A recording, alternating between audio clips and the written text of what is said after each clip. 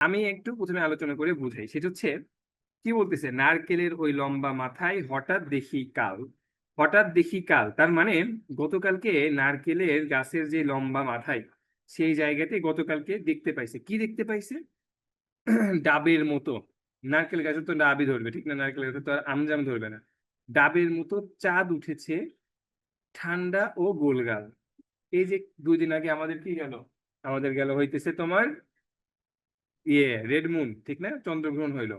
চাঁদ কেমন হয়? গোলগাল হয়। আর চাঁদকে দেখতে কেমন লাগে? খুবই ঠান্ডা। তাইলে চাঁদটা উঠছে কই? চাঁদটা উঠেছে হচ্ছে নারকেলের গাছের লম্বা মাথায়। চাঁদটা দেখতে কেমন? ডাবের মতো। কিসের মতো? ডাবের মতো গোল। আর কেমন? ঠান্ডা ও গোলগাল। ছিটকিনিটা আস্তে খুলে পেরিয়ে গেলাম ঘর। ছিটকিনিটা আস্তে খুলে পেরিয়ে গেলাম ঘর। এটার আসলে মানে কি? ছিটকিনি কি? মূলত তুমি দরজার ক্ষেত্রে দেখবা যে আমরা দরজা লাগানো যেটাকে বলি, ছিটকিনি উপর দিকে তুলে দিয়ে, যেটা সেটাকে বলা হয় ছিটকিনি। তো বলতেছে কবি এখানে ছিটকিনিটা আস্তে করে খুলে পেরিয়ে গেলাম ঘর, মানে ওই চাঁদ দেখে কবি ছিটকিনিটা আস্তে করে খুলে বাইরে গেল। ঝিম ধরা এই মস্ত শহর কাঁপছিল থরথর, মানে থরথর করে কাঁপতেছে। আসলে তো শহর কাঁপে না, এটাকে রূপক অর্থে ব্যবহার করা হয়েছে। কিরকম? মানে কবি নিজে কাঁপতেছে ভয়ে ভয়ে, ঠিক আছে? মানে ওই যে ছিটকিনি খুলে ঘর থেকে বাইরে গেছে, নিজে কাঁপতেছে জন্য মনে হচ্ছে পৃথিবীটাও থরথর করে কাঁপছে। মিনারটাকে দেখছি যেন দাঁড়িয়ে আছেন কেউ। মিনার বলতে আসলে কি বোঝাইছে? মূলত মসজিদের যে উঁচুটুকু থাকে আমরা দেখি, সেটাকে বলা হয় মিনার। এখন বলতেছে কবি, যখন বের হইছে তখন ওই মিনারকে দেখে ভাবতেছে যে মিনারকে দেখে মনে হচ্ছে যেন কেউ দাঁড়িয়ে আছে। পাথর ঘাটার গির্জেটা কি লাল পাথরের ঢেউ? আচ্ছা, পাথর ঘাটা হচ্ছে তোমার সিলেটের একটা জায়গার নাম পাথরঘাটা। তো এই পাথরঘাটায় একটা গির্জা আছে। গির্জা বলতে খ্রিস্টানরা যেখানে প্রার্থনা করে সেটাকে কি বলা হয়? গির্জা। এরকম প্রশ্ন আসে, গির্জা বলতে কি বোঝো? তাহলে গির্জা বলতে কি বুঝি? খ্রিস্টানদের প্রার্থনার স্থান। তাইলে পাথরঘাটার গির্জাটা কি লাল পাথরের ঢেউ, এরকম বোঝাইছে।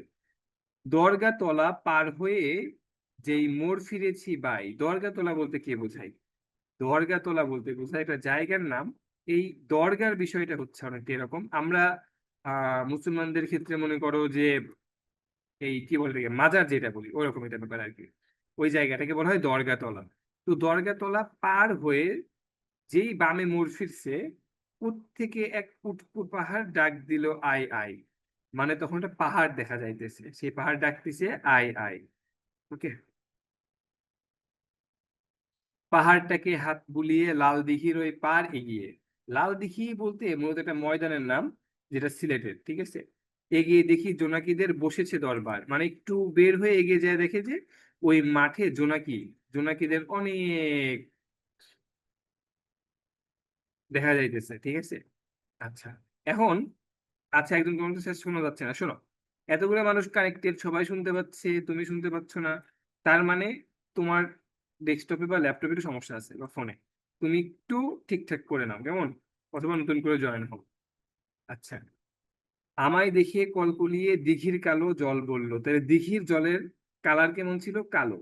এসো আমরা সবাই না ঘুমানোর দল, পকেট থেকে খোলো তোমার পদ্য লেখার ভাঁজ। আচ্ছা, এখন কথা হইতেছে এই যে ডাকতিছে, কে ডাকতিছে? কে ডাকতিছে? দিঘির কালো জল ডাকতিছে। ডেকে কি বলতিছে? আসো, তোমাদের ঘুমানোর দরকার নাই, আমরা পকেট থেকে তোমাদের পদ্য লেখার ভাঁজ খুলো। আর রক্ত জবার ঝোপের কাছে কাব্য হবে আজ। কোথায় কাব্য হবে আজ? রক্ত জবার ঝোপ। মূলত আমরা যে জবা ফুলগুলোকে দেখি, এই জবা ফুলগুলো যেগুলো অনেক বড় সাইজের হয়, রক্ত লাল কালারের হয়, সেগুলোকে বোঝানো হয়েছে যে রক্ত জবার ঝোপের কাছে কাব্য হবে আজ। দিঘির এই কথাই উঠলো হেসে ফুল পাখিরা সব। কি করলো? হেসে উঠলো। কি বলতেছে? কাব্য হবে, কাব্য হবে। জুড়লো কলরব। কলরব বলতে কি বোঝায়? সবাই একসাথে বলে। কি আর করি, পকেট থেকে খুলে ছড়ার বই, পাখির কাছে ফুলের কাছে মনের কথা কই। তাইলে কবি কি করলো? পরে পকেট থেকে ছড়ার বই খুললো এবং পাখির কাছে ফুলের কাছে মনের কথা বলতে লাগলো। আচ্ছা, এবার আমরা একটু কবিতা আবৃত্তি শুনবো এবং প্রত্যেকটা লাইন বোঝার চেষ্টা করবো। আচ্ছা, তোমাদের মধ্যে কে কে ইন্টারেস্টেড আছো আবৃত্তি করার জন্য? একটু হ্যান্ড রেজ করো। সবার প্রথমে হ্যান্ড রেজ করছে জান্নাতুল নাইম ফিরোজা। তোমাকে আনমিউট করছি।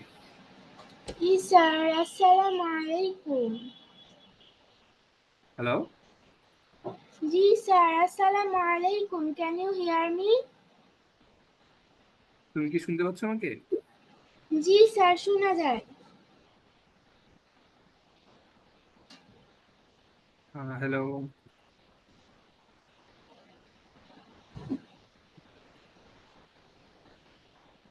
নারকেলের ওই লম্বা মাথায় হঠাৎ ফিরোজা, দেখি আমি সরি। ডাবের মতো চাঁদ উঠেছে ঠান্ডা ও গোলগাল। ছিটকিনিটা আস্তে খুলে পেরিয়ে গেলাম ঘর। ঝিম ধরা এই মস্ত শহর কাঁপছিল থরথর। মিনারটাকে দেখছি যেন দাঁড়িয়ে আছেন কেউ। পাথরঘাটার গির্জেটা কি লাল পাথরের ঢেউ। দরগাতলা পার হয়ে যেই মোড় ফিরেছি বাই, কোত্থেকে এক উঁচকো পাহাড় ডাক দিল আয় আয়। পাহাড়টাকে হাত বুলিয়ে লাল দিঘির ওই পার এগিয়ে দেখি জোনাকিদের বসেছে দরবার। আমায় দেখে কলকলিয়ে দিঘির কালো জল বলল এসো, আমরা সবাই না ঘুমানোর দল। পকেট থেকে খোলা তোমার পদ্ম লেখার ভাঁজ, রক্ত জবার ঝোপের কাছে কাব্য হবে আজ। দিঘির কথায় উঠল হেসে ফুল পাখিরা সব, কাব্য হবে জুড়ল কলরব। কি আর করি, পকেট থেকে খুলে ছড়ার বই, পাখির কাছে ফুলের কাছে মনের কথা কই। গুড, খুব ভালো হয়েছে আপু। এবার তুমি আমাকে একটা কোশ্চেনের অ্যান্সার দাও। সেটা হচ্ছে, কার কাছে মনের কথা খুলে কই? পাখির কাছে ফুলের কাছে। আচ্ছা, কোথায় কাব্য হবে আজ? আম, খুঁজো। রক্ত জবার ঝোপের কাছে। রক্ত জবার ঝোপের রক্ত কাছে। জবার ঝোপের কাছে ঝোপের কাব্য কাছে হবে আজ, আর পাখির কাছে ফুলের কাছে মনের মনের কথা কথা কয়। কই। ঠিক আছে, কবিতার এই লাইনগুলা থেকেই কোশ্চেন করবে, কেমন? ঠিক জি। আছে। আচ্ছা, আমরা এরপরে যাই। আনমিউট করছি নামিকা যে Minato. Assalamu alaikum, sir. Can you hear me? Yes, I can hear you, but what kind of name is this? What is your real name? Ahmad Shehzad Ayan. Um, yeah, that name is very good. Then why you are using this name? What is the purpose of I this? am I am fan of Namikete Minato. Who is this? He is a enemy in Naruto. Enemy means তো শত্রু। মানে sir enemy মানে cartoon. ওকে ওকে ওকে, এনিম। ওকে, আচ্ছা আচ্ছা। ওকে, ঠিক আছে, তাহলে একটু এখন একটু আবৃত্তি করে শোনাও আমাদেরকে। পাখির কাছে ফুলের কাছে আল মাহমুদ। নারকেলের এই লম্বা মাথায় হঠাৎ দেখি কাল, ডাবের মতো চাঁদ উঠেছে ঠান্ডা ও গোলগাল। টিটকিনিটা আস্তে খুলে পেরিয়ে গেলাম ঘর। ঝিমজোড়া ওই মস্ত শহর কাঁপছিল থরথর। মিনারটাকে দেখছি যেন দাঁড়িয়ে আছেন কেউ। পাথরঘাটার গির্জেটা কি লাল পাথরের ঢেউ। গড়গাতলা পার হয়ে যেই মোড় ফিরেছে বাই, থেকে এক উটকো পাহাড় ডাক দিল আয় আয়। পাহাড় থেকে হাত বুলিয়ে লাল দিঘির ওই পার এগিয়ে দেখি জোনাকিদের বসেছে দরবার। আমায় দেখে কলকলিয়ে দিঘির কালো জল বলল এসো, আমরা সবাই না ঘুমানোর দল। পকেট থেকে খোলো তোমার পদ্ম লেখার ভাঁজ, রক্ত জবা ঝোপের কাছে কাব্য হবে আজ। দিঘির কথায় উঠলো হেসে ফুল পাখিরা সব, কাব্য হবে জুড়ল কলরব। কি আর করি, পকেট থেকে খুলে সরার বই, পাখির কাছে ফুলের কাছে মনের কথা কই। Good, very good. এবার আমার একটা কোশ্চেনের অ্যান্সার দাও। সেটা হচ্ছে, কার কথায় সবাই হেসে উঠলো?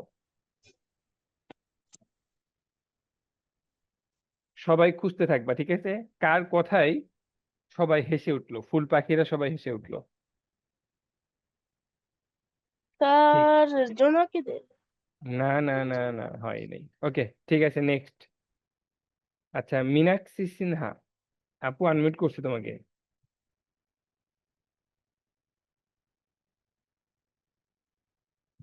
মীনাক্ষী সিনহা। আদাব স্যার।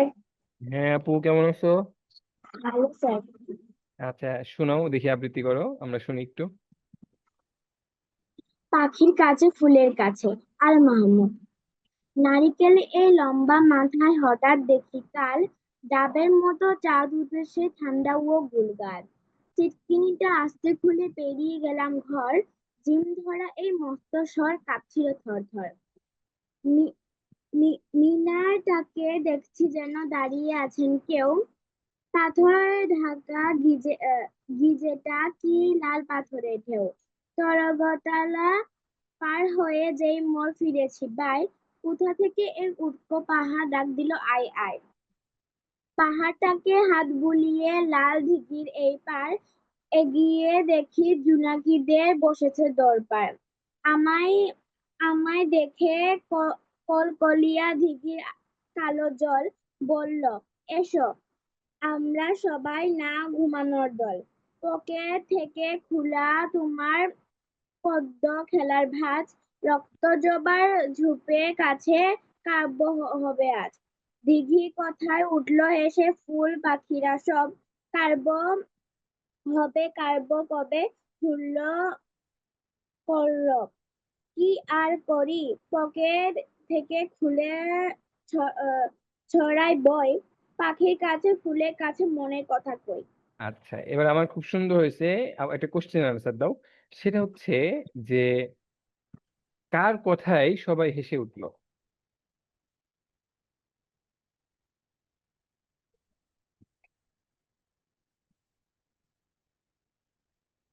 বলো। হ্যালো মীনাক্ষী সিনহা, শুনতে পাচ্ছ? Yes sir. আচ্ছা, পারলা না, এবার একটু বলো দেখি। স্যার দিঘির কথায়। হ্যাঁ হ্যাঁ, দিঘির কথাই। এবার বলো, চাঁদটা দেখতে কেমন ছিল? চারটা দেখতে ডাবের মতো। ডাবের গুলগার। মতো, আর কি ছিল? ঠান্ডা না গরম? ঠান্ডা। ঠান্ডা। আচ্ছা, আই আই বলে ডাক দিল কে? আহ কোথা থেকে উঠবো পাহাড়। এক্স্যাক্টলি। ঠিক আছে আপু, থ্যাংক ইউ। হ্যাঁ। আচ্ছা। আদাব। আচ্ছা, এবার হচ্ছে হুমায়রা আক্তার আদিবা। আপু তোমাকে আনমিউট করছে। Assalamu alaikum, sir. ওয়ালাইকুম আসসালাম আপু, কেমন আছো? Can you hear me? Yes, I can hear you, of course, why not. How are you? I'm fine. Okay, then let's recite. Okay. পাখির কাছে ফুলের কাছে, আল মাহমুদ। নারকেলের ওই লম্বা মাথায় হঠাৎ দেখি কাল, ডাবের মতো চাঁদ উঠেছে ঠান্ডা ও গুলগাল। চিটকিনিটা আস্তে খুলে পেরিয়ে গেলাম ঘর, ঝিমধরা আহ, এই মস্ত শহর কাঁপছিল থর থর। মিনারটাকে দেখছি যেন দাঁড়িয়ে আছেন কেউ, পাহাড় ঘাটার গিজেটা কি লাল পাথরের ঢেউ। দরগাতলা পার হয়ে সেই মোড় ফিরেছি বাই, কোথা থেকে এক উটকো পাহাড় ডাক দিল আয় আয়। পাহাড়টাকে হাত বুলিয়ে লাল দিঘির ওই পার এগিয়ে দেখি জোনাকিদের বসেছে দরবার। আমায় দেখে কলকলিয়ে দিঘির কালো জল বলল এসে আমরা সবাই না ঘুমানোর দল। পকেট থেকে খোলা তোমার পদ্য লেখার ভাঁজ, রক্ত জবার ঝোপের কাছে কাব্য হবে আজ। দিঘির কথায় উঠল হেসে ফুল পাখিরা সব, কাব্য হবে জুড়ারও কলরব। কি আর করি, পকেট থেকে খুলে ছড়ার বই, পাখির কাছে ফুলের কাছে মনের কথা কই। গুড, ভেরি গুড, অনেক সুন্দর আবৃত্তি করছো আপু। আমার এবারে কোশ্চেনের আনসার দাও। সেটা হচ্ছে যে চাঁদ দেখতে কেমন ছিল, কেমন ছিল? ডাবের মতো আম, ডাবের আম, ডাবের মতো চাঁদ ঠান্ডা ও গুলগাল। ঠান্ডা ও গোলগাল। আচ্ছা, আহ কারা বলছিল যে আসো, মানে গল্প করি? উম, জোনাকিরা, ঠিক না? আচ্ছা ঠিক আছে, থ্যাংক ইউ আপু। আর এরপরে যারা আছো, নাবা, তারপরে তোমাদেরকে আবার পরে নিব, হ্যাঁ? আচ্ছা, হুমায়রা আনমিউট করে দিও, হ্যাঁ, মিউট করে রাখো। ওকে। চলো আমরা এবার একটু দেখি তারপরে কি আছে। দেখো পাঠ পরিচিতি কি বলতিছে, যে পাখির কাছে ফুলের কাছে, এই শীর্ষক কবিতা আল মাহমুদের পাখির কাছে ফুলের কাছে নামক কাব্যগ্রন্থ থেকে নেওয়া হয়েছে। মূলত তুমি যে কবিতাটা দেখতেছো, পাখির কাছে ফুলের কাছে, এই কবিতাটা ছোট আকারে লেখা। এইটা মানে আল মাহমুদের কাব্যগ্রন্থ থেকে নেওয়া হয়েছে। কাব্যগ্রন্থ আর কবিতা কি পার্থক্য কি? মনে রাখবা, কাব্যগ্রন্থ হইতেছে বড় আকারে লেখা হয়, ঠিক আছে? আমরা যেমন ধরো কি বলা যায়, গদ্য পড়ি মানে কি গল্প, আর উপন্যাস পড়ি, উপন্যাস কি, যখন একটা বিশাল কাহিনী লেখা হয় তখন সেটাকে উপন্যাস বলে, বড় আকারে লেখা হইলে। ঠিক কবিতা যখন ছোট লেখা হয় তখন সেটাকে কবিতা বলে, আর যখন বড় করে লেখা হয় তখন সেটাকে কাব্যগ্রন্থ বলে। আল মাহমুদের পাখির কাছে ফুলের কাছে এইটাও একটা কাব্যগ্রন্থ, এবং এই পাখির কাছে ফুলের কাছে কাব্যগ্রন্থ থেকে এই পাখির কাছে ফুলের কাছে কবিতাটা নেওয়া হয়েছে। অনেক বেশি কোশ্চেন আসে, পাখির কাছে ফুলের কাছে কে লিখেছেন? আল মাহমুদ লিখেছেন। এই কবিতাটি কোথা থেকে নেওয়া হয়েছে? এই কবিতাটি নেওয়া হয়েছে পাখির কাছে ফুলের কাছে কাব্যগ্রন্থ থেকে। আচ্ছা, এরপরে কি আছে, যে এই কবিতায় কবির নিসর্গ প্রেম গভীর মমত্বের সঙ্গে ফুটে উঠেছে। নিসর্গ প্রেম বলতে কে বোঝায়? মূলত প্রকৃতির প্রতি যে একটা টান, চেনা। এই যে মনে করো দরজার ছিটকিনি খুলে বের হয়ে আসলো, পাহাড় দেখতিছে, মিনার দেখতিছে, গির্জা দেখতিছে, এই ব্যাপারগুলা। এই কবিতায় কবি প্রকৃতির বিচিত্র সৌন্দর্যের কাছে যেতে চান, তাদের সঙ্গে মিশে যেতে চান। প্রকৃতি যেন মানুষের পরম আত্মীয়, সখা। কবি মনোরম সেই প্রকৃতির আহ্বান শুনতে পান। জড় প্রকৃতি আর জীব প্রকৃতির মধ্যে যে নিবিড় সম্পর্ক বিদ্যমান, কবি সেই সম্পর্কের সৌন্দর্য ও আনন্দ অনুভব করেন। জড় প্রকৃতি ও জীব প্রকৃতি বলতে কি বুঝাইছে? দেখো, কবি দরজা থেকে বের মানে রুম থেকে বের হইলো, ছিটকিনি খুলে বের হয়ে গেল। এরপর কবি যখন তোমার ডাব গাছে থেকে ওই পাশে চাঁদ দেখলো, ডাবের মতো ঠান্ডা ও গোলগাল। কবি মিনার দেখলো, মিনার কেমন, জড়বস্তু।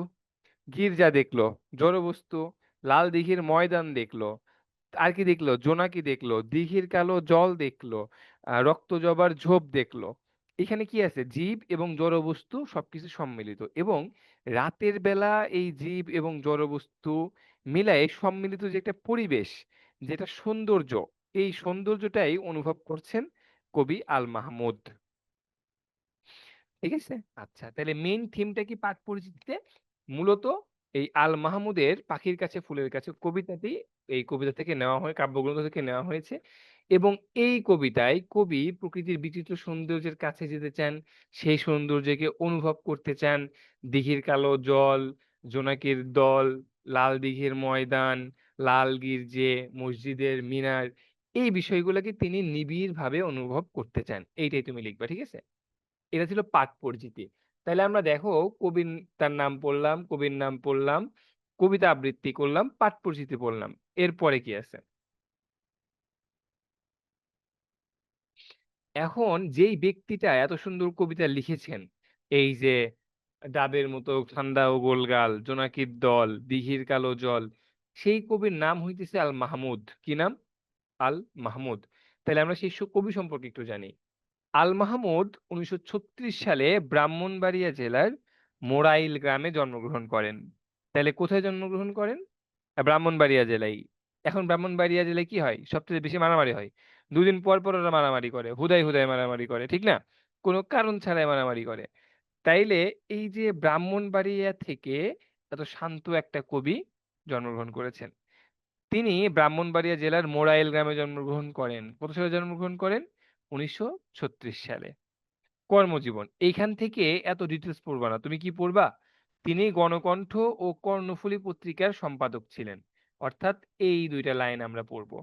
এই যে তিনি গণকণ্ঠ ও কর্ণফুলী পত্রিকার সম্পাদক ছিলেন। প্রশ্ন সেই রকম যে আল মাহমুদ কোন দুইটি পত্রিকার সম্পাদক ছিলেন? তাহলে আমাকে কি মনে রাখতে হবে?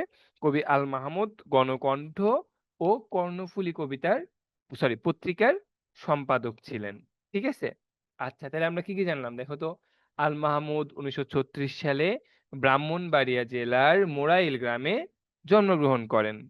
তিনি গণকণ্ঠ ও কর্ণফুলী এই দুইটা পত্রিকার সম্পাদক ছিলেন। আচ্ছা, এখন একজন মানুষ যখন কবি, তখন ব্যাপারটা কি এরকম যে উনি শুধুমাত্র এই পাখির কাছে ফুলের কাছে একটা কবিতায় লিখেছেন, এর বাইরে আর কোনো কিছু লেখেন নাই? তা কিন্তু না, ঠিক না? তিনি আরো অনেক কবিতা লিখেছেন। চলো আমরা একটু সেগুলো একটু দেখি যে কি কবিতা লিখেছেন। তিনি এই বাইরেও লোক লোকান্তর, সোনালী কাবিন, কালের কলস, মা বিপর্দা, দুলে উঠো এই কবিতাগুলো লিখেছেন। তুমি এখান থেকে ইম্পর্টেন্ট হইতেছে লোক লোকান্তর, সোনালী কাবিন, এই দুইটা সবচেয়ে বেশি ইম্পর্টেন্ট, কারণ এই দুইটা হচ্ছে আল মাহমুদের সবচেয়ে বিখ্যাত বই। কি কি? লোক লোকান্তর এবং সোনালী কাবিন। ঠিক আছে, তাইলে একটু আমরা রিপিট যদি করি, আল মাহমুদ 1936 সালে ব্রাহ্মণবাড়িয়া জেলার মোরাইল গ্রামে জন্মগ্রহণ করেন। তিনি কর্ণফুলী ও গণকণ্ঠ পত্রিকার সম্পাদক ছিলেন। তিনি এই বইয়ের বাইরেও আরো বই লিখেছেন, তার মধ্যে উল্লেখযোগ্য হচ্ছে লোক লোকান্তর ও সোনালী কাবিন। এরপরে তিনি 2019 সালে মৃত্যুবরণ করেন। তাইলে দেখো উনি জন্মগ্রহণ করছিল কত সালে?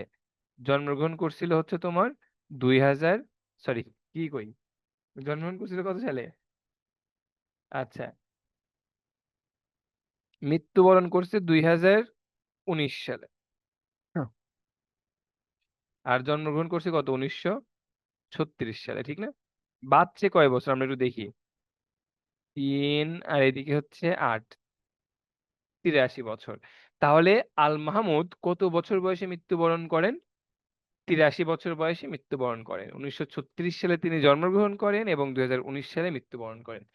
ওকে, আমরা একটু রিপিট করি। কবি আল মাহমুদ পাখির কাছে ফুলের কাছে এই কবিতাটি লিখেছেন। তার এই কবিতাটি তার নিজেরই লেখা পাখির কাছে ফুলের কাছে কাব্য গ্রন্থ থেকে নেওয়া হয়েছে। মূলত এই কবিতায় কবি রাতের বেলায় জীব এবং জড় পরিবেশের যেই অভূতপূর্ব সৌন্দর্য, সেই সৌন্দর্যটাকে তিনি অনুভব করার চেষ্টা করেছেন।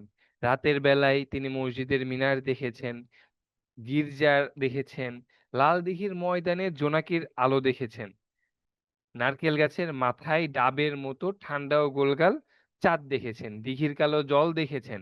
সেখানে তাদের সাথে কথা বলেছেন, পকেট থেকে কবিতা ভাঁজ করে তাদের সাথে সুখ দুঃখের গল্প করেছেন, রক্ত জবার ঝোপে এটা আলোচনা করেছেন। আল মাহমুদ 1936 সালে ব্রাহ্মণবাড়িয়া জেলার মোরাইল গ্রামে জন্মগ্রহণ করেন। তিনি গণকণ্ঠ ও কর্ণফুলী পত্রিকার সম্পাদক ছিলেন। এই বই বাদেও তিনি দুইটা উল্লেখযোগ্য বই লেখেন, যার একটার নাম হইতেছে লোকান্তর এবং আরেকটার নাম হইতেছে সোনালী কাবিন। তিনি 2019 সালে মৃত্যুবরণ করেন 83 বছর বয়সে। কত বছর বয়সে? 83 বছর বয়সে। ঠিক আছে, একটু বলো তো মনে থাকবে তোমাদের এই ইনফরমেশন গুলা? যে ইনফরমেশন গুলোর কথা আমি বললাম, এই ইনফরমেশন গুলোর কথা মনে থাকবে?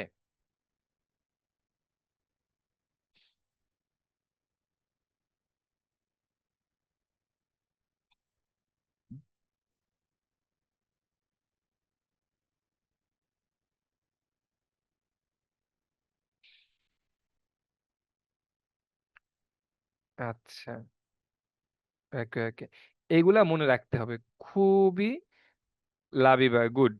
হ্যাঁ, কারণ কি জানো, কবিতা থেকে ধরো এমসিকিউ যদি আসে, অবজেক্টিভ এমসিকিউ আসলে এই ইনফরমেশন গুলাই আসবে, ঠিক না? তো আমি একটু এই যে ক্লাসে মুখস্থ হয়ে গেল, জাস্ট এগুলো যদি তুমি একটু ছোট্ট করে কোনো একটা খাতায় একটা পেজে একটু নোট করে রাখলা, ভালো হয়। তুমি যদি মনে করো ওই যে বাজারে যেই নোট প্যাড গুলা পাওয়া যায়, ডায়েরি প্যাড টাইপের, একটা নিলা, ওইখানে একটা পেজের উপরে সুন্দর করে লিখলা ইনফরমেশন গুলা, ছোট সাইজের যেগুলা আর কি, ডাক্তাররা প্রেসক্রিপশন লেখে ওই টাইপের, লিখে ওই পেজটাকে মনে করো ঠিক এই পাখির কাছে ফুলের কাছে অধ্যায়ের তোমার যে বই, বইয়ের প্রথম পেজে তুমি আটা দিয়ে অথবা স্টেপলার দিয়ে স্টেপলার করে রাখলা।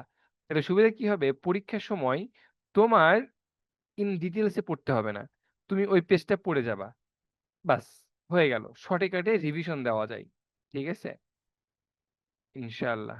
ওকে, চলো তারপরে দেখি এরপরে আর কি আছে। এবার এইখানে আমরা অনেকগুলা শব্দ দেখছি যেগুলা আসলে মানে আমরা জানি জানি না অনেক রকম, যেমন গোলগাল। গোলগাল বলতে আসলে কি বোঝাইছে? এখানে বলতিছে যে চাঁদটা ডাবের মতো। তে আসলে কবি কি এটা কি মানে ব্যাপারটা কি এরকম যে চাঁদ ডাবের মতো? কবি এইটাকে রূপক অর্থে ব্যবহার করেছেন। রূপক অর্থে বলতে কি বোঝায়? তুমি জিনিসটাকে এক্সাম্পল হিসেবে মনে করতে পারো যে ওইটার মতো, কিন্তু ওইটা না। যেমন কবি বলেছেন যে ডাবের মতো ঠান্ডা ও গোলগাল। কেন ঠান্ডা বলছে? মানে তুমি যদি নারকেল গাছের কথা চিন্তা করো, ডাবের ভিতরে কি থাকে? পানি, যেটা কি ঠান্ডা, ঠিক না? আচ্ছা, ঠিক একইভাবে চাঁদটাকে দেখতেও তার ওরকম ঠান্ডা মনে হইতেছে, এবং ডাবের মতো চাঁদটাও কি গোলগাল। এই ব্যাপারটার জন্যই বলা হয়েছে গোলগাল। তাইলে গোলগাল বলতে কি বোঝায়? পূর্ণিমায় গোল চাঁদকে ডাবের মতো কল্পনা করে কবি তুলনার চমৎকারিত্ব সৃষ্টি করেছেন। থরথর, আমরা বলি যে থরথর করে কাঁপতেছে, তার মানে কি কেঁপে উঠতেছে। এখন এইখানে কি মূলত কবিতায় কি ছিল? শহরটা থরথর করে কাঁপছে। কারণ শহর কোনোদিন থরথর করে কাঁপে? কাঁপে না তো। মূলত শহরের যে একটা সৌন্দর্য, এই সৌন্দর্যটাকে বোঝানোর জন্য অতি আবেগে থরথর, তার মানে আবেগে বলে ফেলছে, ঠিক আছে? এখন দেখো, তারা আবেগে বলে ফেললেও সেটা কবিতা হয়ে যায়। আর তুমি আর আমি আবেগে বলে ফেললে পরে কি বলি? যে আমার ভুল হচ্ছে, ক্ষমা করে দেন, আমার তখন আবেগ কাজ করেছে, বিবেক কাজ করে নাই, ঠিক না? আর তারা আবেগে থরথর করে বলে ফেললেও সেটা কবিতা হয়ে যায়। দিস ইজ প্রতিভা।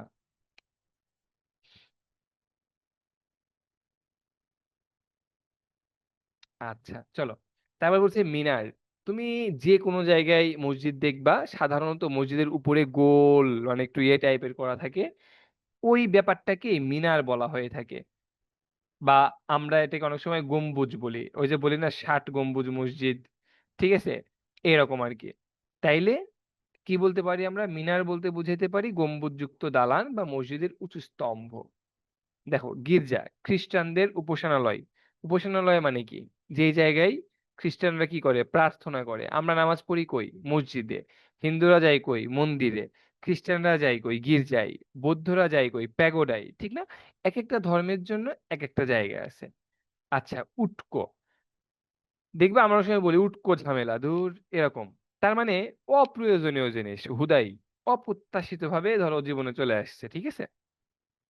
দরবার, মূলত এইটা আগের দিনে ব্যবহার করা হয়তো যখন রাজা তার মনে করো গুরুত্বপূর্ণ মন্ত্রী টন্ত্রীদেরকে নিয়ে বসতো, তখন সেটাকে বলা হয়তো দরবার বা রাজসভা। কি বলা হয়তো? দরবার বা রাজসভা। ওকে। দেন দেখো, কলকলিয়ে মানে কলকল ধ্বনি করে পদ্য লেখার ভাঁজ। এটা কি বুঝাইছে? পদ্য লেখার ভাঁজ মানে ভাঁজ করে রাখা কবিতা লেখার যে কাগজ, সেটাকে বলা হয়েছে। এবং তারপরে আছে কলরব মানে কোলাহল। এবার যদি আমি চিন্তা করি কি কি পড়ছি আমি প্রথম থেকে, কবিতা পড়ছি, কবির নাম পড়ছি, কই থেকে আসছে কবিতাটা সেটা পড়ছি, পাঠ পরিচিতি পড়ছি, কবি পরিচিতি পড়ছি, শব্দের অর্থ পড়ছি। এবার আমরা চলে যাব এমসিকিউতে। দেখো, বলো উটকো শব্দটি কি অর্থে পাখির কাছে ফুলের কাছে কবিতায় ব্যবহৃত হয়েছে? এখানে তোমরা সবাই কি করবা? অ্যান্সার দিবা।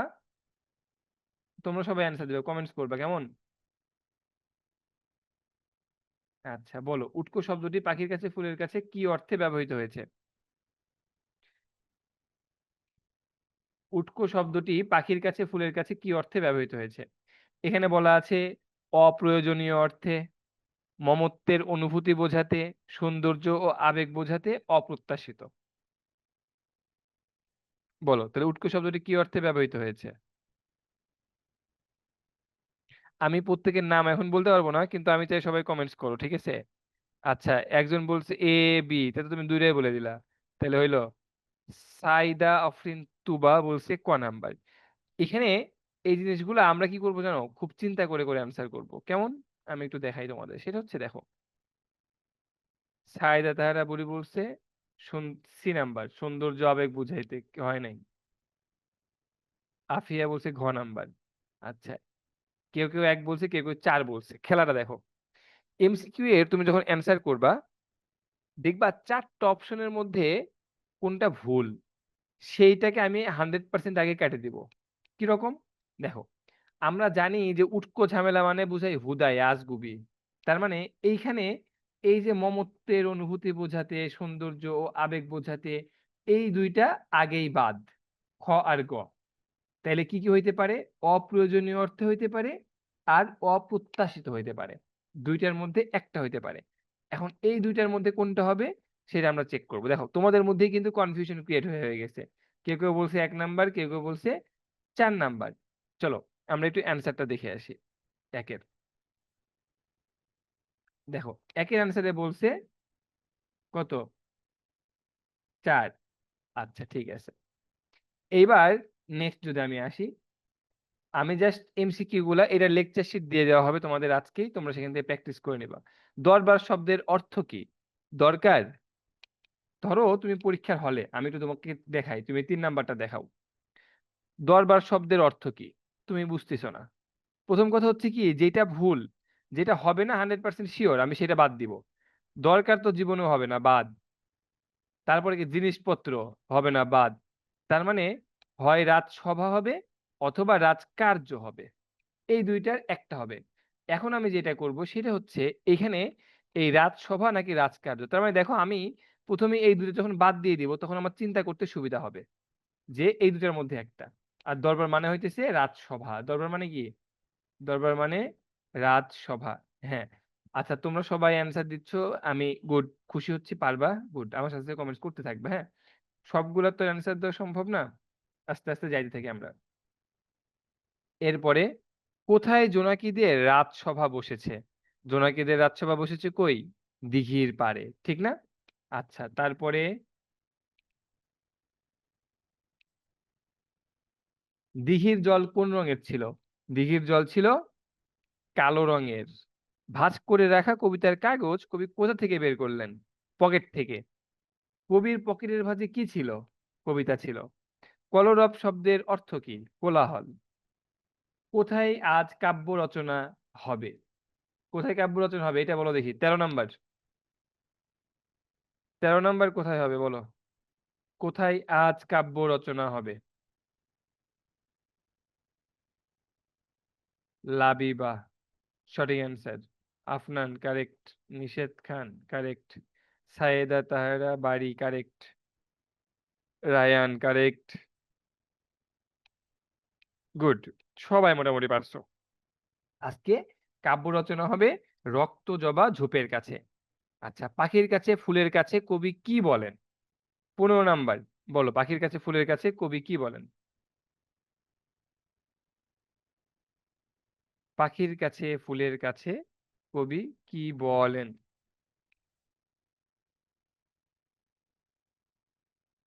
সাইদে তাহেরা বাড়ি কারেক্ট। নিষেধ খান কারেক্ট। লাবিবা কারেক্ট। রায়ান, আফনান, আফনান হয় নাই। আতকিয়া লাবিবা কারেক্ট। আফিয়া কারেক্ট। আচ্ছা হ্যাঁ, পাখির কাছে ফুলের কাছে কবি কি বলেছেন? কবি মনের কথা বলেছেন। কাব্য হবে বলে কলরব জোরালো জুড়লো কারা? এটা বলেন দেখি, 14 নাম্বার। কাব্য হবে বলে জোরালো কারা? 14 নাম্বারটা বলেন। কিবোর্ড মিস্টেক, আফনান, ঠিক আছে ভাইয়া, সমস্যা নাই।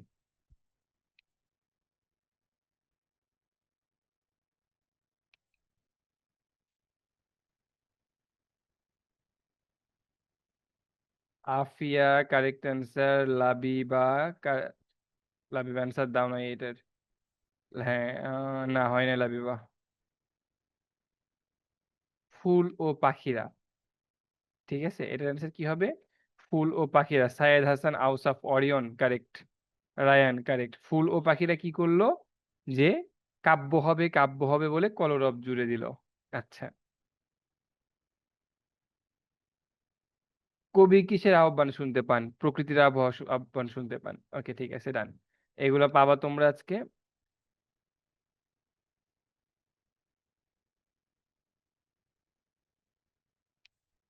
আচ্ছা, এবার আমরা একটু কোশ্চেনে আসি। দেখো, সৃজনশীল প্রশ্নের ক্ষেত্রে কি হইতে পারে, কেমন? হ্যাঁ, ও অনেকে অ্যান্সার, সিমরান সঠিক। আর এটা আরাফুল ইসলাম কারেক্ট। নাবা ময়মনসিং, হ্যাঁ আপু, হ্যাঁ ঠিকঠাক। আপু দেখি তো সবাই কমেন্টস করে না। ওয়াসিফা ওহি, হ্যাঁ ঠিকঠাক। শাওমি 230812, তুমি তোমার নামটা রিনেম কইরো। ফারহান কারেক্ট। দেলোয়ার, হ্যাঁ ঠিক আছে। ঠিকানা ভৌমিক, হ্যাঁ কারেক্ট। আচ্ছা ঠিক আছে, চলো এবার আমরা একটু কোশ্চেন দেখি। দেখো কি বলছে। প্রথম কোশ্চেন, পাখির কাছে ফুলের কাছে কবিতায় কোথায় আজকে কাব্য হবে, একদম কবিতা আবৃত্তি যখন করছো তোমরা তখন কিন্তু আমি কথাটা বলছি যে পাখির কাছে ফুলের কাছে, এটা কই হবে? লাল দিঘির ওই পাড়ে। আচ্ছা, কবি আল মাহমুদের দৃষ্টিতে প্রকৃতির সাথে মানুষের সম্পর্ক বর্ণনা করো, যেটা আমরা মূলত তুমি পাঠ পরিচিতিতে পড়ছো বিভিন্ন জিনিস দেখে, মানুষের যে ভালো লাগা, মনের যে অত্যুক্তি, অনুপ্রেরণা, সৃষ্টিশীলতার মাধ্যমে সেটাকে মিন করা হয়েছে। গ নাম্বার কোশ্চেনে আছে কবিতার অংশ দুইটিতে, কোন কবিতার অংশ দুইটিতে? এই যে পাহাড়টাকে হাত বুলিয়ে লাল দিঘির ওই পার, এগিয়ে দেখি জোনাকিদের বসেছে দরবার। তাহলে কি হইতিছে?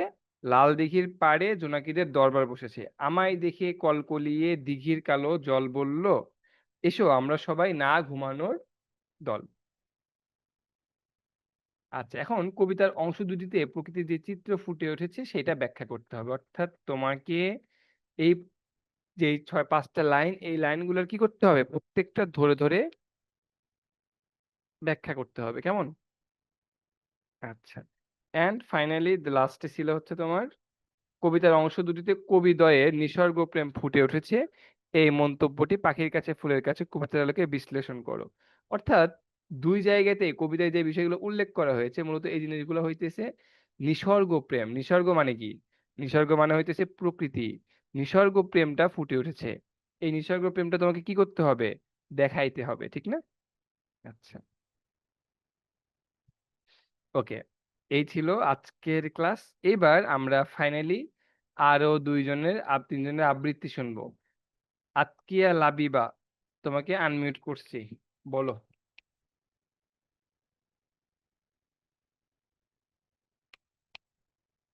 আতকিয়া লাবিবা শুনতে পাচ্ছ?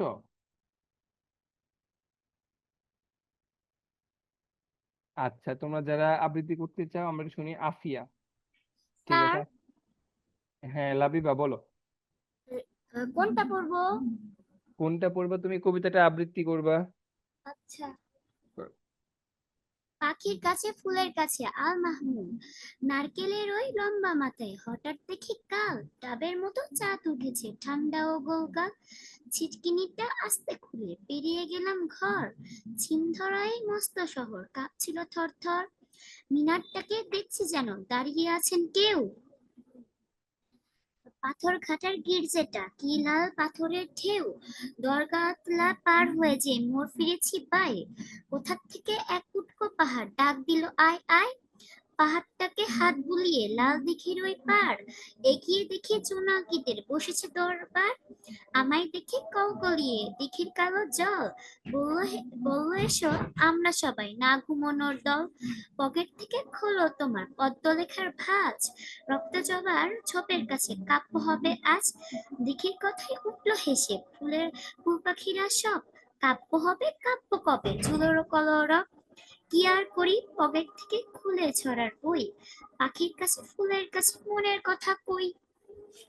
বাহ, খুবই সুন্দর হয়েছে লাবিবা, অনেক সুন্দর হয়েছে আপু, থ্যাংক ইউ সো মাচ। আচ্ছা, এবার হচ্ছে নাহিদ, আনমিউট করছি নাহিদ।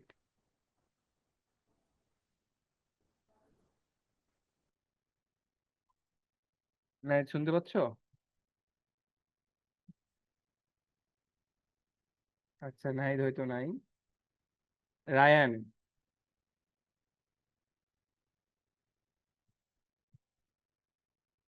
রায়ান শুনতে পাচ্ছ? Yes sir. ইয়েস রায়হান, ঠিক আছে, আবৃত্তি করো তো ভাইয়া, দেখি আমরা একটু শুনি। আচ্ছা স্যার। পাখির কাছে ফুলের কাছে আল মাহমুদ, নারিকেলের ওই লম্বা মাথায় হঠাৎ দেখি কাল, ডাবের মতো চাঁদ উঠেছে ঠান্ডা ও গোলগাল, ছিটকিনিটা আস্তে খুলে পেরিয়ে গেলাম ঘর, ঝিম ধরা এই মস্ত শহর কাঁপছিল থরথর, মিনারটাকে দেখছি যেন দাঁড়িয়ে আছেন কেউ, পাহাড় ঘাটার গির্জেটা কি লাল পাথরের ঢেউ, গড় গড়গাত গড়গাতলা দরগা। পার হয়ে ফিরেছে পায়, কোত্থেকে এক উটকো পাহাড় ডাক দিল আয় আয়, পাহাড়টাকে হাত বুলিয়ে লাল দিঘির ওই পার, এগিয়ে দেখি জোনাকিদের বসেছে দরবার, আমায় দেখি কলকাকলিরে দিঘির কালো জল, বলল এসো আমরা সবাই না ঘুমানোর দল। পকেট থেকে হলো তোমার পদ্ম লেখার ভাঁজ, রক্ত জবার ঝোপের কাজে কাব্য হবে আজ। দিঘির কথায় উঠলো হেসে ফুল পাখিরা সব, কাব্য হবে জুড়লো কলরব। কি আর করি পকেট থেকে খুলে ছড়ার বই, পাখির কাছে ফুলের কাছে মনের কথা কই। শাবাশ রায়ান, খুব ভালো আবৃত্তি করছো ভাইয়া, অনেক সুন্দর হয়েছে তোমারটা। স্যার। ঠিক আছে ভাইয়া, থ্যাংক ইউ। আচ্ছা, এবার নাবা। নাবা, আনমিউট করছি তোমাকে। আসসালামু আলাইকুম স্যার। ওয়ালাইকুম আসসালাম আপু, কেমন আছো? স্যার আলহামদুলিল্লাহ ভালো আছি, আপনি কেমন আছেন? আলহামদুলিল্লাহ ভালো আছি। ঠিক আছে নাবা, একটু আবৃত্তি করে শোনাও আমাদের। পাখির কাছে ফুলের কাছে আল মাহমুদ, নারকেলের ওই লম্বা মাথায় হঠাৎ দেখি কাল, ডাবের মতো চাঁদ উঠেছে ঠান্ডা ও গোলগাল। চিটকিনিটা আস্তে কোলে পেরিয়ে গেলাম ঘর, চিন্দরাটা এই মস্ত শহর কাঁপছিল থরথর। মিনারটাকে দেখি যেন দাঁড়িয়ে আছেন কেউ, পাহাড় কাটায় গির্জেটা কি লাল পাথরের ঢেউ, দরগাটলা পাহাড় পার ঘাটা না, ওটা পাথর ঘাটা, হ্যাঁ। পাথর কাটায় গির্জেটা কি লাল পাথরের ঢেউ, দরগাটলা পার হয়ে যেন মোড় ফিরেছি বাই, করে এক উঠলো পাহাড় ডাক দিল আয় আয়। পাহাড়টাকে হাত বুলিয়ে লাল দিঘির ওই পার এড়িয়ে দেখি জোনাকিদের বসেছে দরবার। আমায় দেখে কলকলিয়ে দিঘির কালো জল, বলল এসো আমরা সবাই না ঘুমানোর দল। পকেট থেকে খুললো তোমার পকেট থেকে খুলো তোমার পদ্ম লেখার ভাঁজ, রক্ত জবার ঝোপের কাছে কাব্য হবে আজ। দিঘির কথায় উঠলো হেসে ফুল পাখিরা সব, কাব্য হবে জুলো কলরব। কি আর করি পকেট থেকে খুলে চড়াই বই, পাখির কাছে ফুলের কাছে মনের কথা কই। ধন্যবাদ স্যার। শাবাশ, গুড নাবা, থ্যাংক ইউ। আচ্ছা, জান্নাতুল আদন, আনমিউট করছি আপু, তুমি বলো। আসসালামু আলাইকুম স্যার। সালাম আপু, কেমন আছো? ভালো আছি, আপনি কেমন আছেন? আমি আলহামদুলিল্লাহ ভালো আছি। বলো, তোমার আবৃত্তি শুনি আমরা একটু সবাই। পাখির কাছে ফুলের কাছে আল মাহমুদ, নারকেলের ওই লম্বা মাথায় হঠাৎ দেখি কাল, ডাবের মতো চাঁদ উঠেছে ঠান্ডা ও গোলগাল। ছিটকিনিটা আস্তে খুলে পেরিয়ে গেলাম ঘর, জিমগারা ওই মস্ত শহর কাঁপছিল তরতর। মিনারটাকে দেখছি যেন দাঁড়িয়ে আছেন কেউ, পাথর গাঁটার গির্জেটা কি লাল পাথরের ঢেউ, দরগাতলা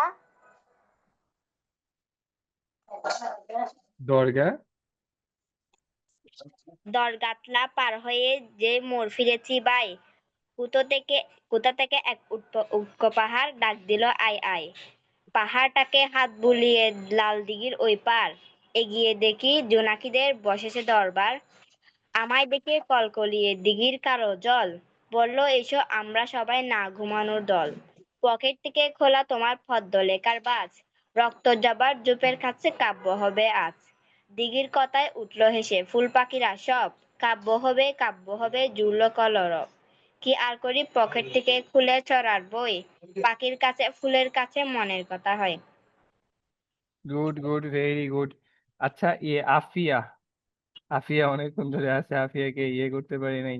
আফিয়া, তোমাকে আমি আনমিউট করছিলাম বুঝছো, তখন তুমি ছিল না হয়তো। আফিয়া, আনমিউট করছি, বলো। আসসালামু আলাইকুম স্যার। ওয়ালাইকুম আসসালাম আপু, কেমন আছো? আলহামদুলিল্লাহ ভালো আছি, আপনি কেমন আছেন? আলহামদুলিল্লাহ, আমি ভালো আছি। আপু বলো, শুনি। আচ্ছা। পাখির কাছে ফুলের গাছে আল মাহমুদ, নারকেলের এই লম্বা মাথায় হঠাৎ দেখি কাল, ডাবের মতো চাঁদ উঠেছে ঠান্ডা ও গোলগাল। ছিটকিনিটা আস্তে খুলে পেরিয়ে গেলাম ঘর, ঝিম ধরা এই মস্ত শহর কাঁপছিল থরথর। মিনারটাকে দেখছি যেন দাঁড়িয়ে আছেন কেউ, পাথর ঘাটার গির্জেটা কি লাল পাথরের ঢেউ, দরগাতলা পার হয়ে যেই মোড় ফিরেছি বাঁয়, কোত্থেকে এক উটকো পাহাড় ডাক দিল আয় আয়। পাহাড়টাকে হাত বুলিয়ে লাল দিঘির ওই পার এগিয়ে দেখি জোনাকিদের বসেছে দরবার। আমায় দেখে কলকলিয়ে দিঘির কালো জল, বলল এসো আমরা সবাই না ঘুমানোর দল। পকেট থেকে খোলো তোমার পদ্ম লেখার ভাঁজ, রক্ত জবার ঝোপের কাছে কাব্য হবে আজ। দিঘির কথায় উঠলো এসে ফুল পাখিরা সব, কাব্য হবে জুড়লো কলরব। কি আর করি পকেট থেকে খুলে ছড়ার বই, পাখির কাছে ফুলের কাছে মনের কথা। বাহ, খুব সুন্দর আবৃত্তি করছো তুমি। একদম, এটা শেষ আবৃত্তি, খুবই সুন্দর হয়েছে, একদম এক্সেপশনাল। অনেক সুন্দর আবৃত্তি করছো আপু, থ্যাংক ইউ সো ধন্যবাদ। মাচ। ঠিক আছে, আর আজকে কুইজ আসসালামু নাই। আলাইকুম। ওয়ালাইকুম আসসালাম। আজকে কুইজ নাই, আজকে এ পর্যন্তই। ইনশাআল্লাহ পরবর্তী কোনো ক্লাসে তোমাদের সাথে আবারও দেখা হবে। সে পর্যন্ত তোমরা সবাই ভালো থাকো, সুস্থ থাকো। আল্লাহ হাফেজ, আসসালামু আলাইকুম।